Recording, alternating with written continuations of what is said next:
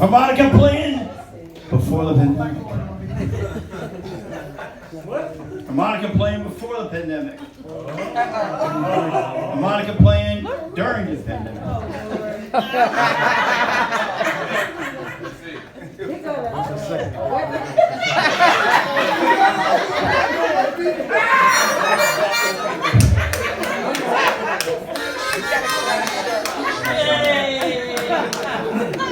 I hate these things.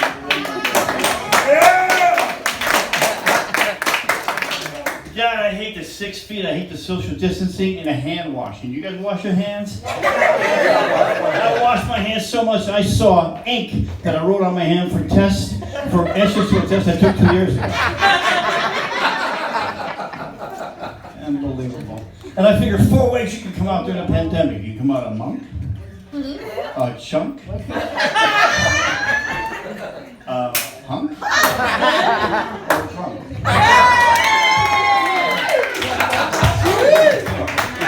My name is Jon Peasanelli. Peasanelli is my last name. I am an Italian American.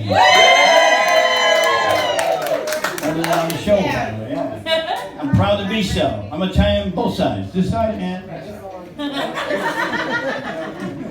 I come from a Roman Catholic family back east. All right, Roman Catholic family. And basically, when you're an Italian kid, there's only 2 things you can do when you're small. When you grow up, you can either be a gangster or you can be a priest. Fast forward a few years, guess what? They're practically the same thing. What's going on with the Roman Catholic Church? You guys see this? The pedophilia is paying, moving the priests around, all this money paid. It's really, really bad. I went to Mass last Sunday. All right, Roman Catholic Mass. I'm outside before the Mass starts. I see a little boy talking to the priest. Instead of calling him father, he called him daddy.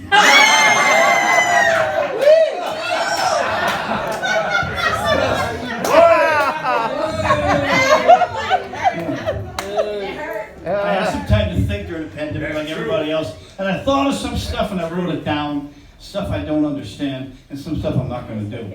So maybe you can listen to this. If a cow had an abortion, would it be decaffeinated?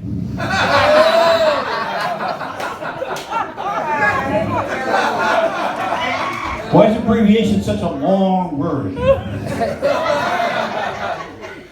If Stevie Wonder played tennis with Ray Charles, would it be endless love? What do hardcore punk rockers do on Halloween?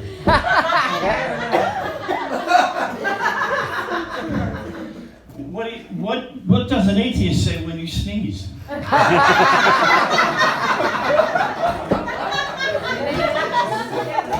How do you know when you run out of invisible ink?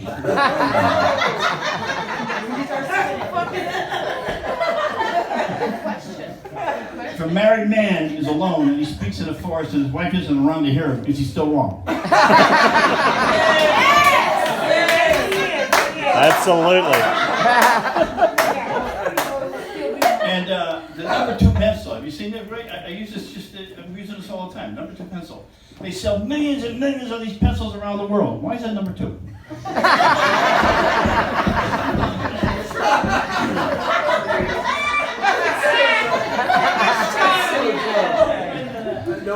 And this is what I'm not going to do. I used to date virgin women of legal age who stuttered. And by the time they said that, not that type of girl they were.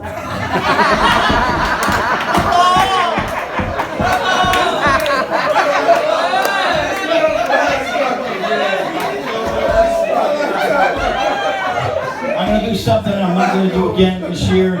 It's my only impression. It's called the gay Nazi. Oh dear. Oh dear.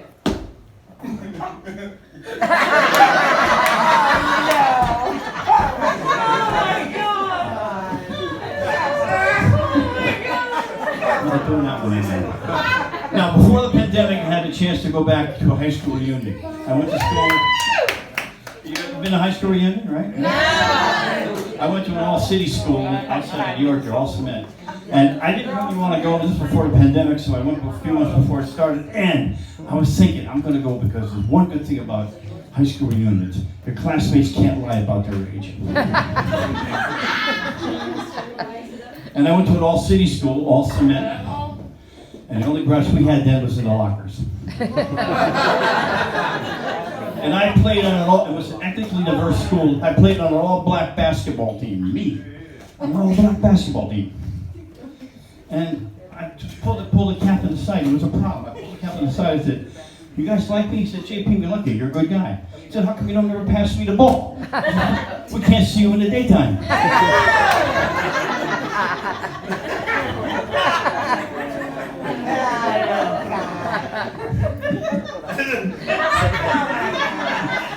And we had some weird students in my high school. Give you an example. At the senior prom, the king and the queen were the same person. Tough school too. Right? The only school, high school in the area that had a nurse and a coroner. Wow! Also, in the yearbook, we had some pretty tough photographs. We had front and profile for some of the students. And I'm getting old. I know I'm getting old. It's, you get older, but you know how I can tell I'm getting older? I go out on a Friday night to get something for Saturday. And instead of getting killer weed, I get weed killer.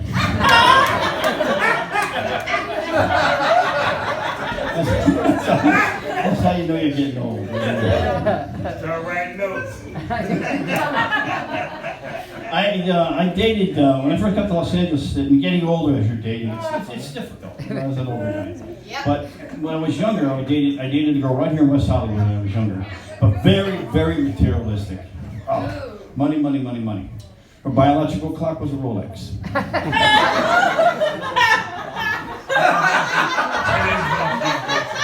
She told me when I first met her she was bisexual. I said, "Bisexual?" She said, "Yeah, you buy me something expensive, I become sexual."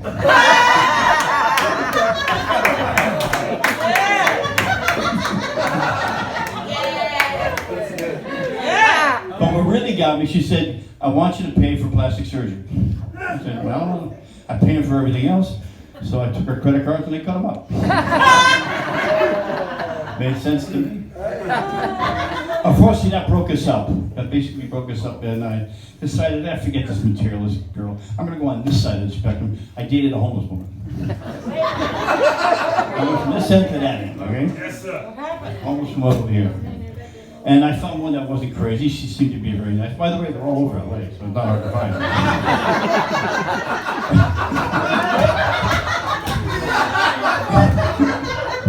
But I got this homeless woman. I bought her a dress. I bought her dinner.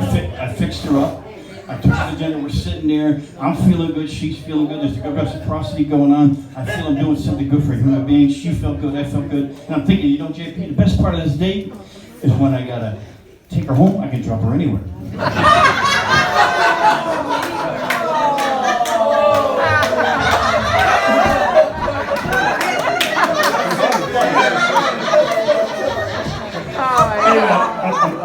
My time's almost up, but I'll tell you a quick story. I asked a friend of mine if he could fix me up with a different kind of woman. He knows the straight bar scene in LA. He said, "JP, you're a good guy. I'm going to fix you up with a woman really, really, really different." So he gave me the address of this bar. I go to this bar across town. I walk in, ice are low. Everybody's dressed, the men and women were both dressed in leather head to toe. And I'm sitting at the bar. I've never been to it. And this shapely older woman walks over to me. So she's got forged leather heels on, black leather pants, black bodice. She walks up to me right in my face and goes, "Hi. I'm Mistress Bernadette." And I'm thinking, they're awful formal here. Well, I'm Mr. Peasanelli. I'm a dominatrix. I said, "I'm Roman Catholic." She said, no, you don't understand. I'm a dominatrix. I beat up, I humiliate, and I dominate men. I said, "Well, that sounds like our last two girlfriends."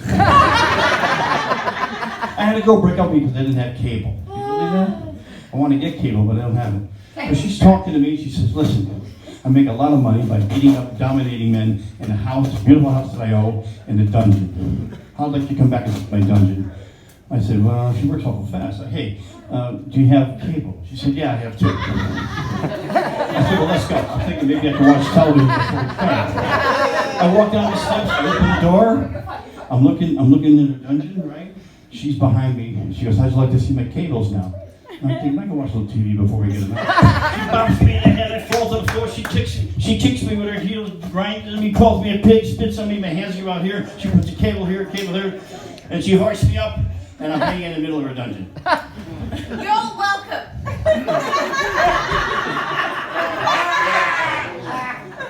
And I'm looking for her 2 TVs. And I'm going, boy, if this is how she watches TV, I can't wait till she shows me how she changes the channels. I'm Jon Peasanelli, guys. Sing it!